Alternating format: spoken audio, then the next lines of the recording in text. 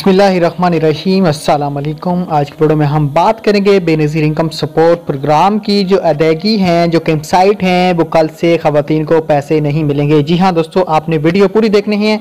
Video शुरू करने से पहले मेरी आपसे एक रिक्वेस्ट है, अगर आप घर बैठे पैसा कमाना चाहते हो तो भाई लाखों रुपए कमा सकते हो बगैर इन्वेस्टमेंट के। एक पाकिस्तान में ऐसी एप्लीकेशन आई है, इसकी वीडियो का लिंक मैंने डिस्क्रिप्शन में दिया है, जाके वीडियो देखें और पैसे कमाएं।